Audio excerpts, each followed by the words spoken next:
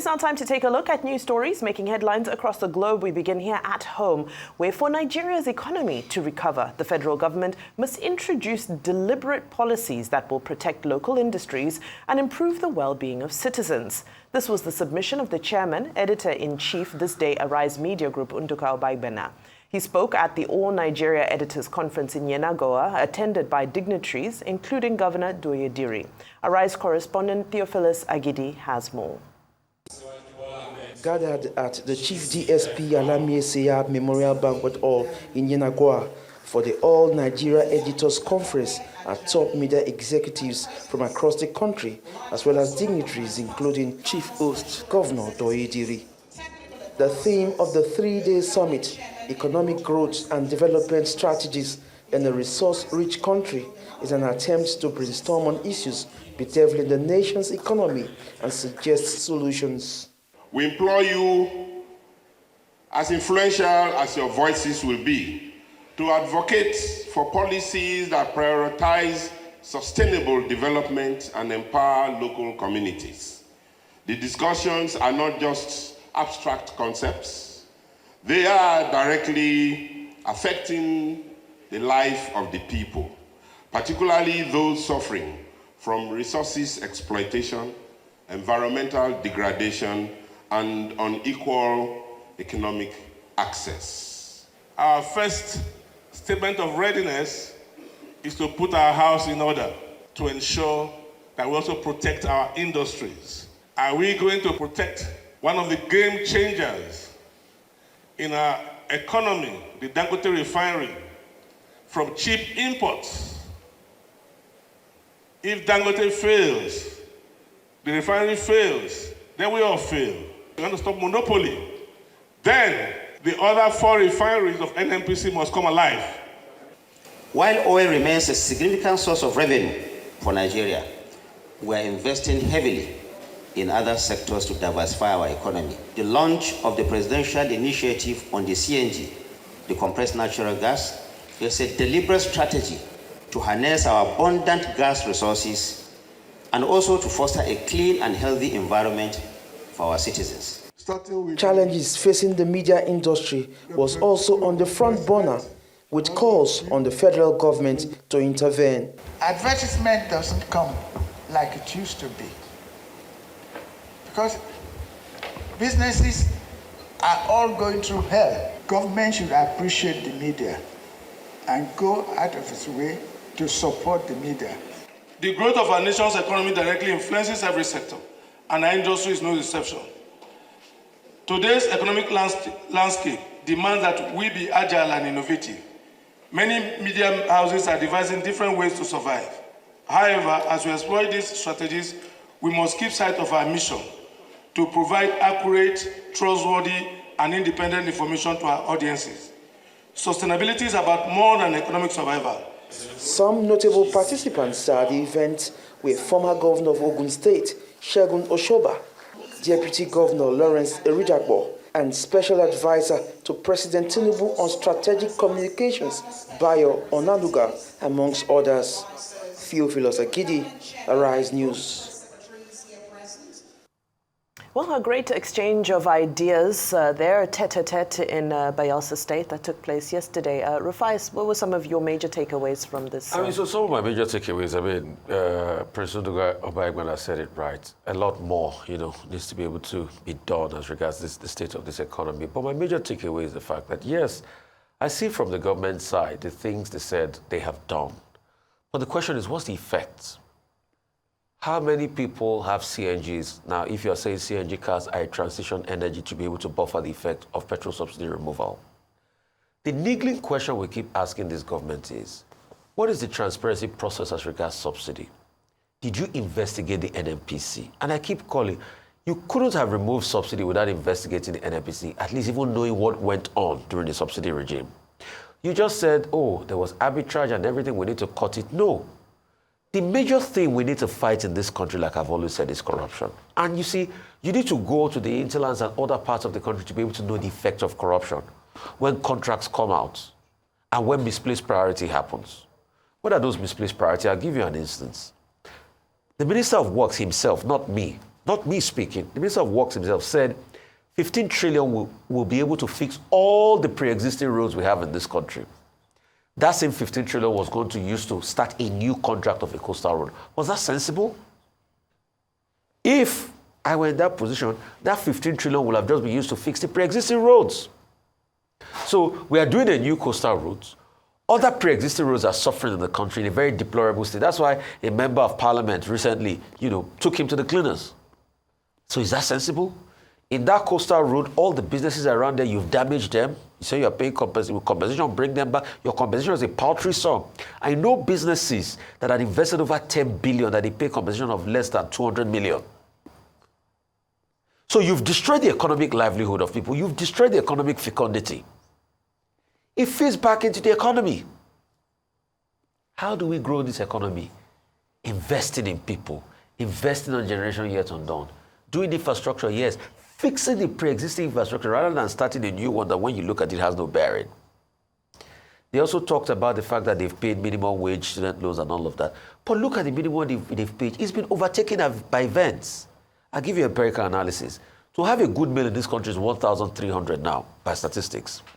If a family wants to have a good meal, 1,300 times 3, that's over 3,000. For a family of 5, times a family of 5, that's 15,000. That's a meal a day. All right? That's just one meal. Times 3 square meal, 15,000 times 30 days. You're spending well over 500,000. Today, families are skipping meals. So that minimum wage cannot even buy food for families in this country. And that's why you see that some state governors try to increase their own buffers. When you now look at other aspects of the economy, the student loans, yes, okay, a good win. But what's the transparency level behind it? Some areas feel left out and all of that. Then what's the investment in the university? Recently, NASU went on strike. So these are the multi-pronged problems. At the same time, you say we are fighting very high amounts of inflation, increasing interest rate. Businesses are suffering for it. The other day, Mr. Cardozo was touting his victory. He said, okay, we've brought about over 40 billion into the FP, foreign portfolio investment market. Yes, but it's not foreign direct investment. The government is about to trade a trade minister because we've not gotten a lot of trade. Where's the Saudi we went to? Where's the deals they announced? A lot of the deals have been filled with a lot of phony deals. Remember the case of Maersk? And they had said there was a $600 million deal somewhere. He didn't go anywhere. So we've not really started the engine of this economy. We are just moving along and griping. And for this to happen, all hands must be on deck. And that's just the submission. All right, very well said, Rufai. Dr. Abati. Okay, very quickly, I think I like the conversation between the Nigerian Guild of Editors, of which I'm a fellow, and the Nigerian government, which was this main drama that occurred on the first day, the opening ceremony of this year's annual conference of the Nigerian Guild of Editors. And the focus is on economic growth and development strategies in a resource-rich country. And I think that, look, we said yesterday with regard to America, that is the economy stupid. It's the same thing in Nigeria. And Nigerian editors gathering in Yenagoa, Bayelsa State have also resolved that this is something that we should focus upon. Now, two sides of the conversation yesterday. Let's start from the government side. Representing President Tinubu was the Minister of Information and National Orientation. Also a publisher himself, also a fellow of the Guild of Editors, also a major stakeholder in the industry. But he used the opportunity to talk about what the Tinubu administration has been doing with regard to the economy. Now, in the presence of the editors of the Nigerian media, President Tinubu told them that, well, when he took over government 18 months ago, he was aware that his main assignment was how can this resource-rich country translate those resources into economic growth and development. And there was a lot of chest beating that the government has done well with fuel subsidy. The question is, has the government done well with fuel subsidy removal? The issue also, he said, oh, the government has also done well with foreign exchange recalibration. Has the government of the president done very well with resource calibration? But he pointed to a number of achievements. That debt service to revenue ratio has been reduced from 100% to 65%. I think that was what the minister said. That, there has been a presidential initiative on a CNG. People like Rufai Hosseini who use hybrid cars, he has been saying consistently here that he doesn't know where those CNG stations are. So you have a hybrid car, you are reduced to just relying on petrol. Now, the point about foreign exchange. Foreign exchange is so bad now that people are even saying that we may be down to 2,000 naira to $1 by December. So this is the situation in which we have found ourselves. In other words, the various achievements claimed, even 70,000 naira minimum wage. Okay, how many civil servants have received that minimum wage? If you ask them to come forward, we will see the numbers. The president also talked about consumer credit initiative. He talked also about how the cost of transportation has gone down by 60%. Well, I no longer jump Molue, but I know that when you go and buy fuel, the cost of transportation is way over 200%. So some of those claims, and I was talking to an intelligent audience of editors who have no other job than to fact-check people on a daily basis. But in any case, the media also responded. And I would like to concentrate on the point made by Chief Olusegun Oshoba and also Mr. Sam Amokakpamu Satsam, who made the point that it is now very difficult to even publish newspapers or to do media work in Nigeria. Not because of repression. Yeah, there may be signs of that, but repression is not the issue people are complaining about. The issue is that the economic environment, the theme of that conference, is so difficult that to run a media house is a problem. To buy newsprint is a problem. To pay salaries is a problem. To run a TV station is a problem. And yet, since 1859, the media has been in the forefront of the struggle for the making of Nigeria. The president in his speech also acknowledged that and said in the 25 years that we have returned to democracy, the media has been in the forefront, even if he added a caveat that there should be mutual respect and cooperation, whatever that means in real terms, I don't understand. But the Nigerian Guild of Editors, the Nigerian Newspaper Proprietors Association of Nigeria, met specifically with President Tinubu and said, you have to support the media. President Nduka Obagbena, when he spoke to the military, I think in Makurdi, made a point that we are partners. After all, we are recognized under Section 22, and that we can work together and build this country, as we have been doing since 1859. What are the original, practical, consensual, cooperative, collaborative steps that have been taken by the same Tinubu administration that is asking that the media is very important.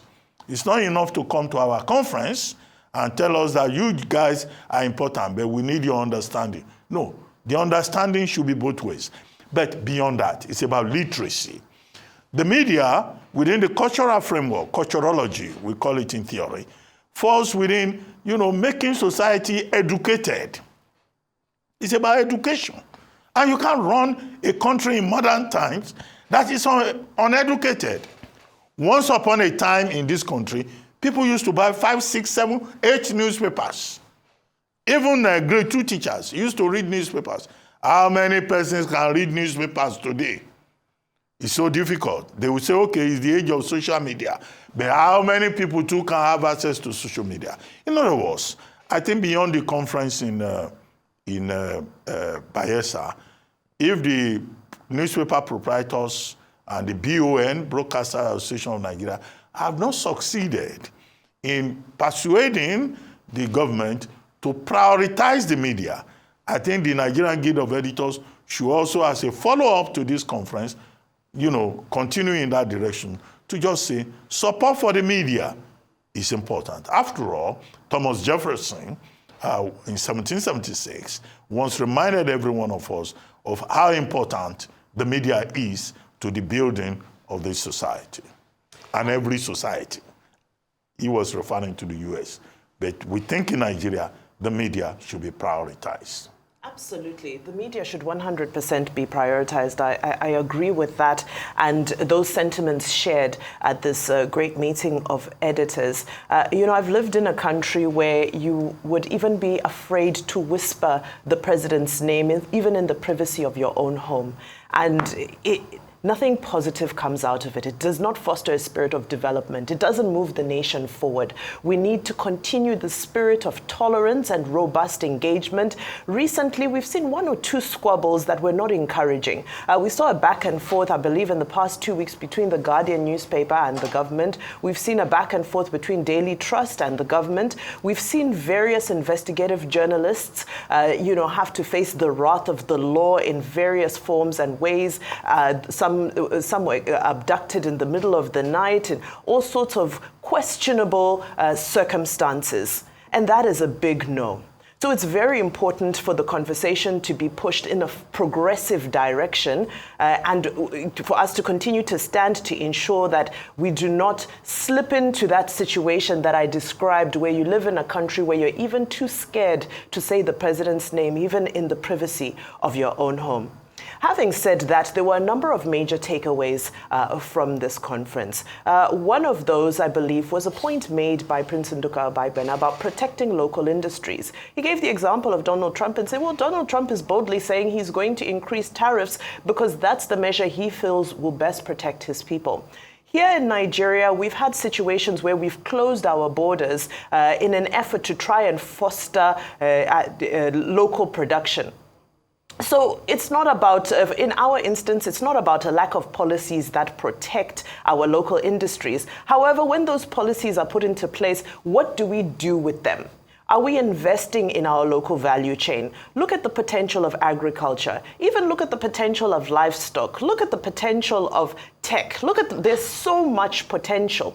But when it comes down to the wire, what are we really doing to promote, protect, and invest in our own strategically important industries? Not a lot is done, but a lot of conversation is had. Even if you look at the entertainment sector, a lot of it is self-driven, self-motivated. And then the government will come and be present when it's time to congratulate, those who are successful overseas and so forth. And we all enjoy the glory. But what intentional steps are being made to ensure that those industries continue to grow? On to the issue of CNG, which I believe this administration has been using as almost a flagship success story for a success policy, for the 18 months that they have been in office.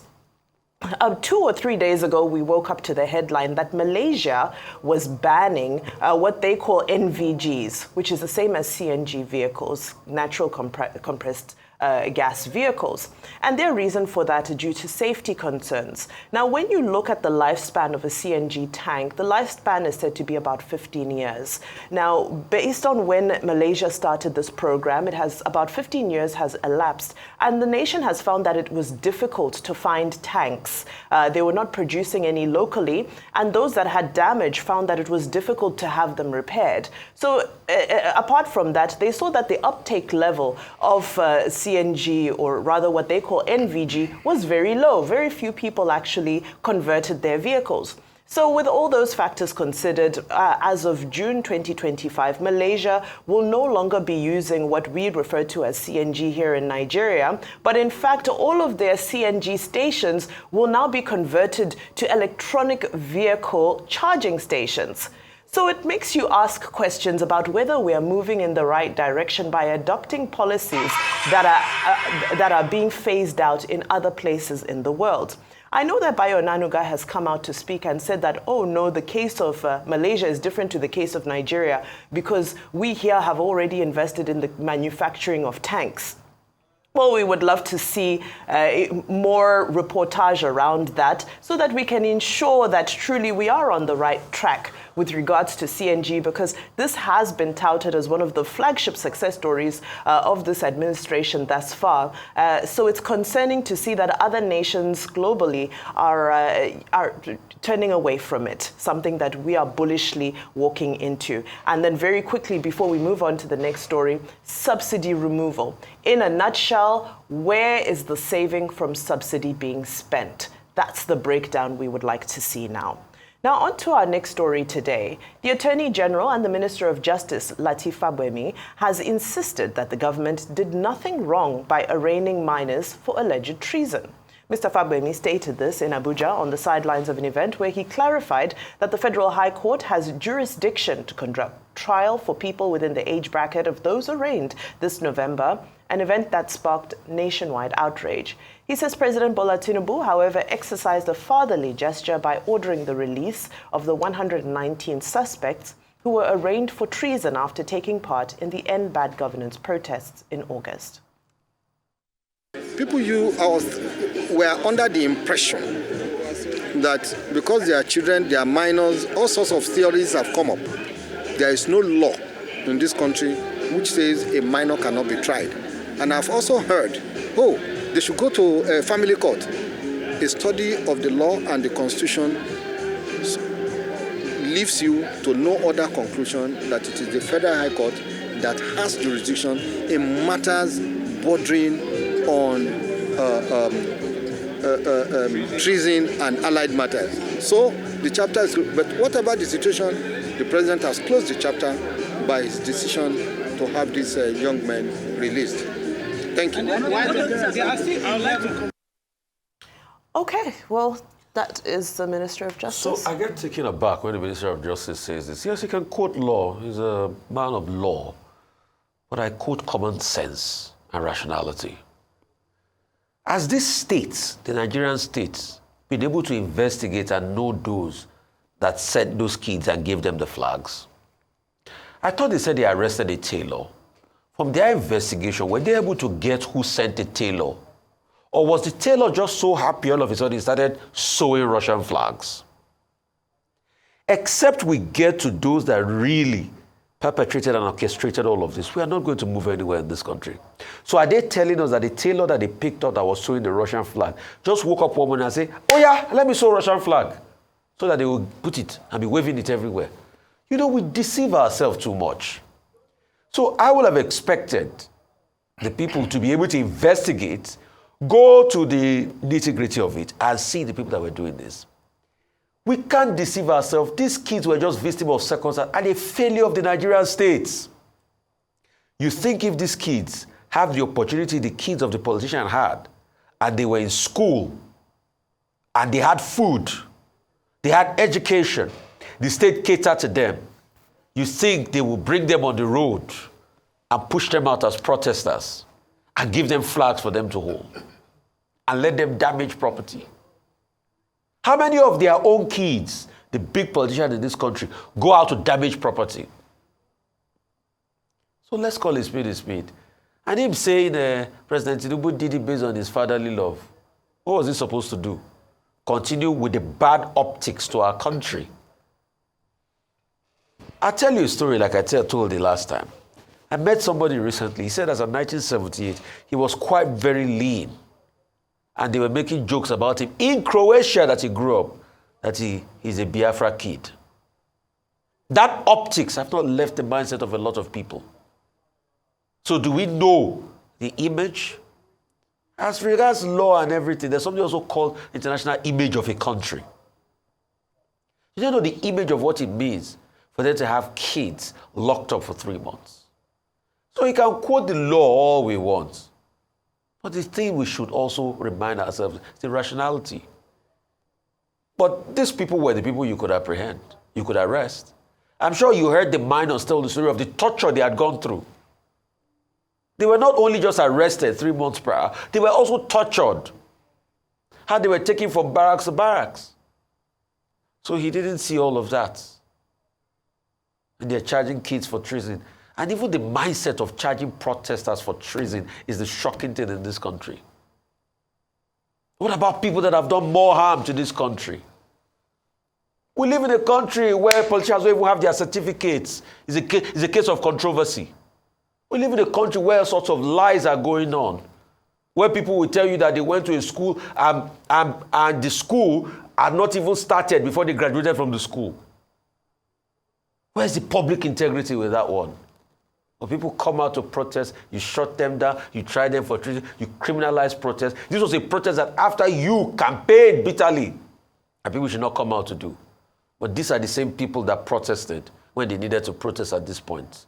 These people did occupy Nigeria. Let's stop deceit in this country if we want to grow. Okay, Latif Fagbemi SAN is a highly respected, person in the legal profession, senior advocate of Nigeria. So on the points of law, he's right. That, look, minors can be arrested. After all, under the law, he talked about jurisdiction. The fact that you are a young person does not mean you can commit crime. And that's why we have Bostal homes, juvenile courts. That's why we have all of that within the infrastructure of justice administration in Nigeria, as is also, the case elsewhere. However, this is, with due respect, this point is not about jurisdiction. It's not about whether everybody is liable under the rule of law. It's about process. It's about procedure. And I would like to tell the learned silk that, look, the issues that have been raised in the public domain have not been resolved. And what are these issues? That these juveniles, 29 of them, out of 130 who were involved, they were remanded in police custody. They were detained in very difficult circumstances that would seem to violate their rights under the Nigerian Constitution, sections 35 and 36 thereof, and under international conventions, and also under subsidiary legislations in Nigeria, the Child Rights Act of 2003 and the Children and Young Persons Act. These are the things that people are talking about.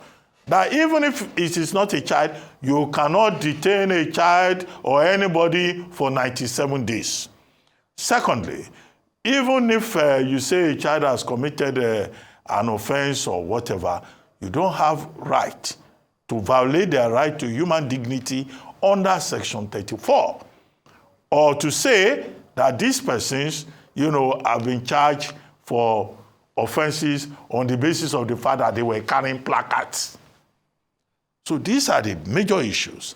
And I think it is from the president being properly informed in this regard that he had to instruct the Inspector General of Police and the Attorney General of the Federation to exercise his rights under sections 174 and 211 of the 1999 Constitution, which he has done. He has also directed that an administrative committee should be set up to look into what happened, the circumstances, and all of that, and for that administrative committee to report back to government.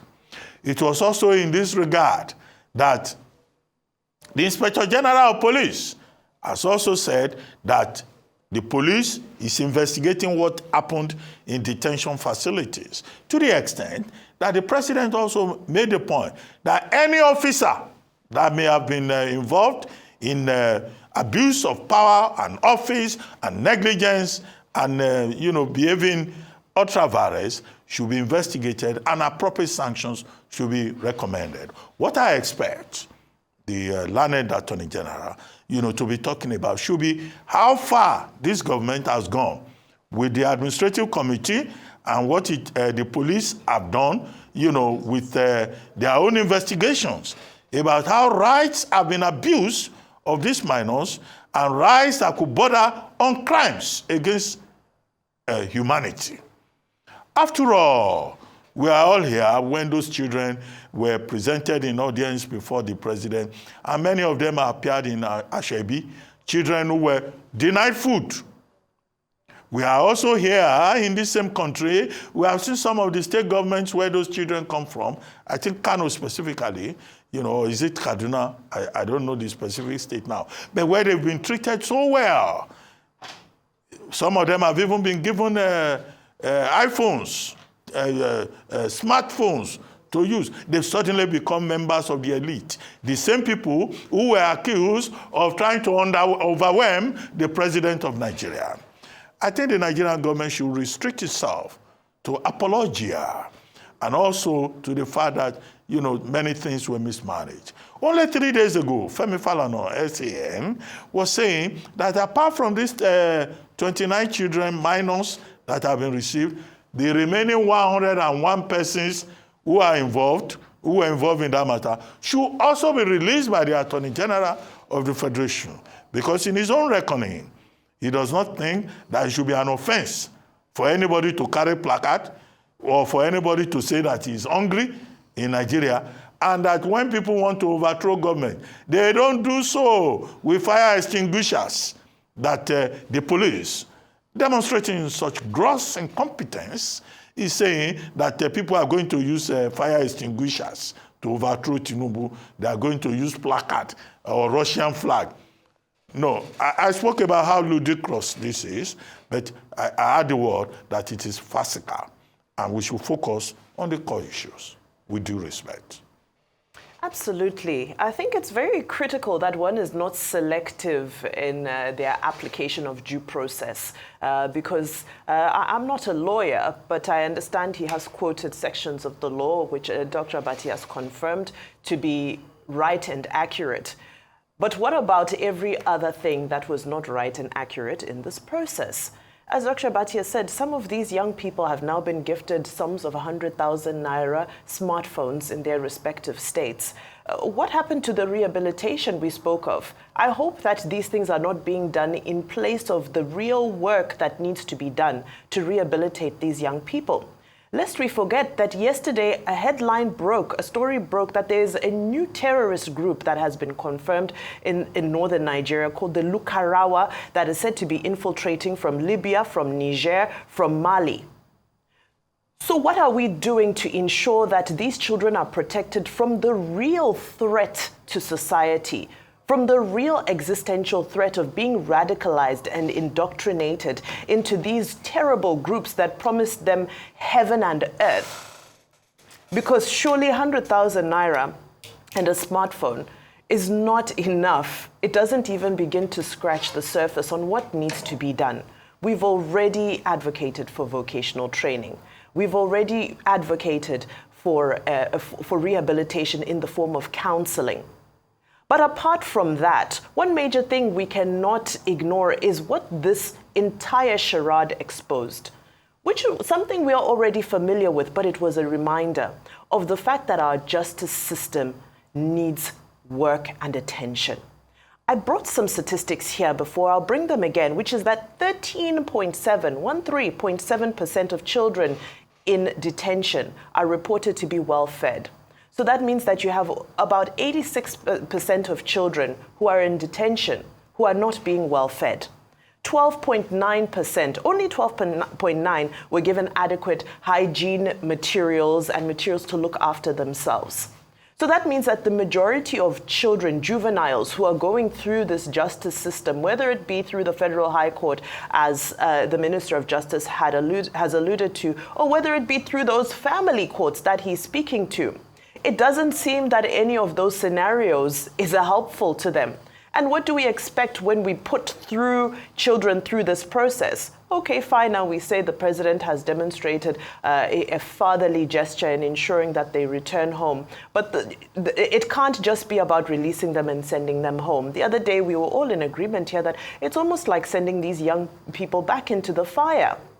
We're sending them back into the theater of war, without the requisite support, without the requisite changes that need to be done. So as much as we appreciate the articles of the law that legalize their arraignment, we also need to pay close attention to those articles of the law that protect their human rights.